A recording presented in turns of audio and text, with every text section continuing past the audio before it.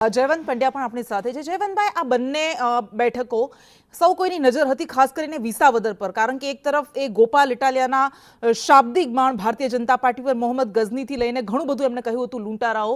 અને બીજી બાજુ કડી, જે એકંદરે સેફ માનવામાં આવે છે, સુરક્ષિત બેઠક છે ભારતીય જનતા પાર્ટી માટે, પરંતુ અત્યારે આ જે રૂઝાન આવી રહ્યા છે, તમે કઈ રીતે એને જુઓ છો?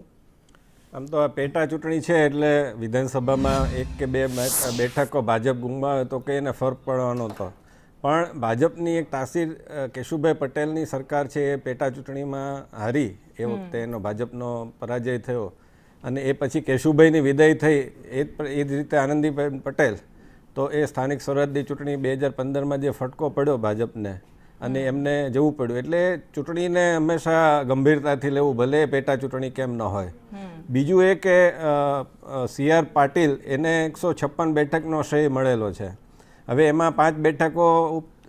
પેટા ચૂંટણીમાં પાછી મળી હતી લોકસભા ચૂંટણી વખતે, અર્જુન મોઢવાડિયાની બધી,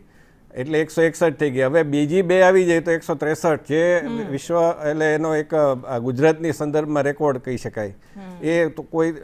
નજીકના ભવિષ્યમાં તોડી ન શકે, એટલે એ રીતે પણ એકદમ બધા લાગી પડ્યા હતા। ત્રીજી વાત કે ભાજપે તોફાનીને મોનિટર બનાવ્યા, જયેશ રાદડિયાને અહીંયા પ્રભાર સોંપ્યો તો, બીજી બાજુ નીતિન પટેલ, જે એના માટે પણ અત્યારે પ્રશ્ન છે, કારણ કે એમને સાઇડલાઇન કરી દેવામાં આવ્યા છે, એટલે એ જો ન જીતાડી શકે તો વધારે સાઇડલાઇન થઈ જાય, એટલે બધી રીતે સમીકરણો પરફેક્ટ ગોઠવી અને પછી, અને બીજું કે તમે કડીમાં જુઓ તો કરશનભાઈ સોલંકી, એનું એક મૂડી ખાતું એ રીતનું છે કે ભાઈ એકદમ સાધારણ રીતે અને ડાઉન ટુ અર્થ હતા, ST બસમાં મુસાફરી કરતા હતા અને એમણે જે કામો કર્યા હતા એનું પણ એક શ્રેય બોલે છે, એટલે કડીમાં ખરેખર કોંગ્રેસ માટે વધારે તક હતી આમ જુઓ તો, કે ભાઈ ત્યાં આપનો સીધી ટક્કર નહોતી, પરંતુ ત્યાં જિગ્નેશ મેવાણીને પ્રભારનો સોંપ્યો અને એ રીતના આખી વાત છે પડી ભાંગી અને કોંગ્રેસમાં આંતરિક કલા ત્યાં દેખાઈ આવ્યો। એ જ રીતે વિસાવદરમાં ત્યાં પણ કોંગ્રેસ માટે તક હતી, જો કદાચ એણે આપ સાથે ગઠબંધન કર્યું હોત, જે લોકસભામાં કર્યું હતું, એમાં જો આમ તમે પ્લસ માઇનસ કેટલું થયા રાખે છે આ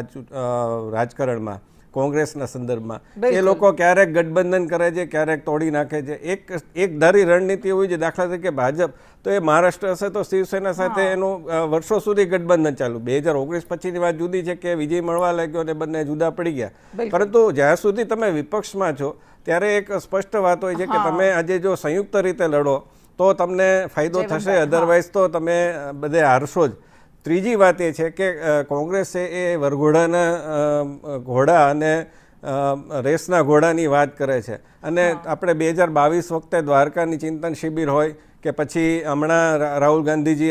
240 પર ભાજપને એનો રથ અટકાવી દીધો, બહુમતી ન આપવા દીધી, પછી ગુજરાત આવેલા, એક જ સેકન્ડ, તો એના કારણે એક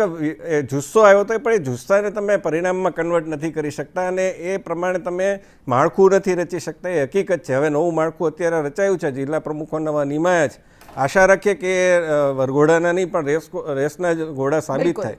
પરંતુ હવે વિચારવાનું, જેમ મુકેશભાઈ પણ સ્વીકારી રહ્યા છે કે ભાઈ નવું સંગઠન અને નવા જે લોકો લડી શકે એમ છે, જિગ્નેશ મેવાણી લડી શકે એમ છે, પરંતુ જિગ્નેશ મેવાણી પણ એ પોતાની છાપ જે છે દલિત નેતા તરીકે, એના બદલે સર્વ સ્વીકૃત નેતા તરીકે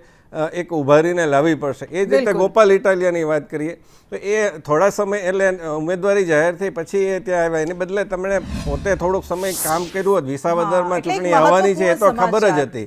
તો આટલું પરિણામ વધારે ફરક પડી શકો। આપની પાસે આવીશું, કારણ કે ઘણા બધા એવા મુદ્દા છે કે